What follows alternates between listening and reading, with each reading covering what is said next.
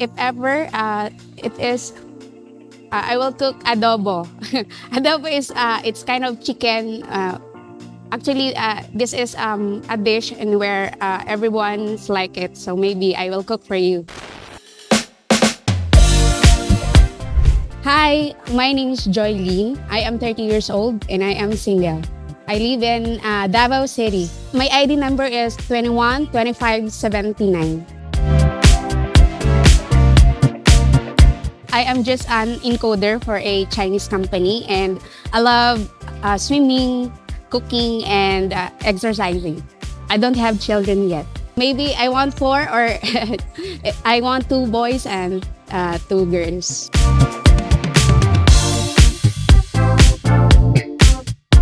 Actually, I am joining the AFA because I believe that the guy here are looking for a serious relationship, and as my age now, I am looking to the same with. I prefer foreigners because I believe they are responsible, they are kind and loving. I am looking for a man who is family-oriented because I am family-oriented person. Of course, responsible and respectful. As a girlfriend and as a wife, I assure you that you can be with me until we're growing old, and whatever be the respect that you have given me, I will honor you and I will respect you too. For me, in the future, if I am going to be a mother, I will be hands-on, and of course, I give the full responsibility to my husband and to my children. For me, age is just a number, and if that man is worthy for me or that man is the right person for me, why not? Age preference, maybe limit is 60. Dating a man without religion, right? Actually, I really believe that if that person is meant for you or destined for you, religion is not the hindrance for perfect partnership. It doesn't matter, maybe rich man or not rich. It matters on he is responsible and sincere. Just simple. If ever I have given a chance to meet someone in a first date, I want him to be just simple and normal talk and be himself.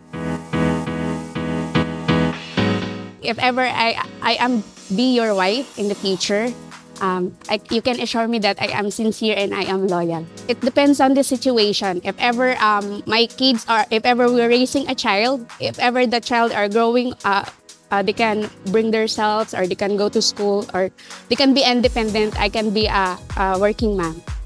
And to make it balanced, and I just enjoy myself too. If ever it is, I will cook adobo. Adobo is, it's kind of chicken. Actually, this is a dish and where everyone's like it. So maybe I will cook for you. For this matter, if in a partnership or in a relationship, if there's someone who is angry or someone there's a misunderstanding, if the girl is the situation is the girl get mad, so the boy must be calm down.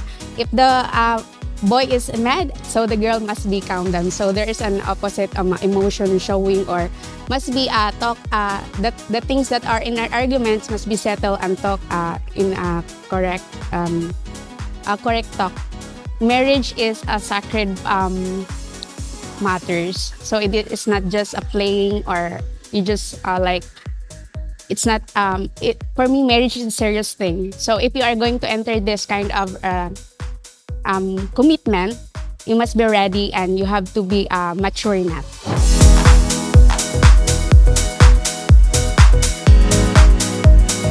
Okay, hi.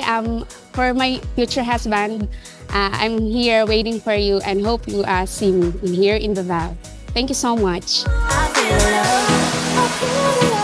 Are you tired of the same old dating sites? Travel to exciting places and meet hundreds of stunning single women. Check out our website at AsianLovemates.com. If you enjoyed this video, be sure to give us a thumbs up and subscribe to our channel. Then click on the notice bell to get notified every time we add something new.